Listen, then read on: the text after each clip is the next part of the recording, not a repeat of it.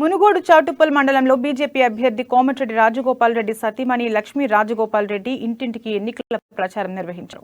చౌటుప్పల్ మండలంలోని గుండ్లబావి, ఆరెగూడెం, కాట్రేవు, అంకిరెడ్డిగూడెం గ్రామాలలో ప్రచారం చేసిన ఆమెకు మహిళలు ఘనంగా స్వాగతం పలికారు.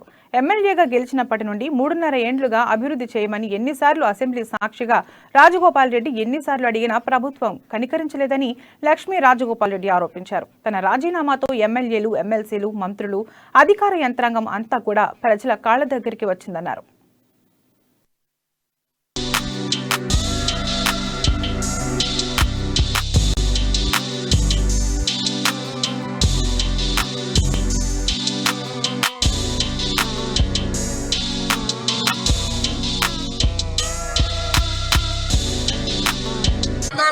నెలలున్నప్పటికీ కూడా రాజగోపాల్ రెడ్డి గారు రాజీనామా చేయడం కారణం ఏంటంటే ఈ నియోజకవర్గంలో ఇక్కడ ఉన్న నల్లగొండ జిల్లాలో ఏకైక ఎమ్మెల్యే రాజగోపాల్ రెడ్డి కాంగ్రెస్ నుంచి గెలిస్తే ఆ నియోజకవర్గము ఆ రాజగోపాల్ రెడ్డి పేరు రావద్దని, అతను శిలాఫలకాలు పడవద్దని కావాలని చేసి కూడా ఈ నియోజకవర్గాన్ని అభివృద్ధి చేయకపోవటం దురదృష్టకరము.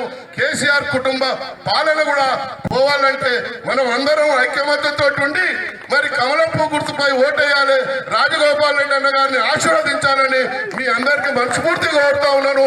ఎన్నో కపట నాటకాలు 15 నెలలు ఉన్నప్పటికీ కూడా రాజగోపాల్ రెడ్డి గారు రాజీనామా చేయడం కారణం ఏంటంటే ఈ నియోజకవర్గంలో ఇక్కడ ఉన్న నల్లగొండ జిల్లాలో ఏకైక ఎమ్మెల్యే రాజగోపాల్ రెడ్డి కాంగ్రెస్ నుంచి గెలిస్తే ఆ నియోజకవర్గము ఆ రాజగోపాల్ రెడ్డి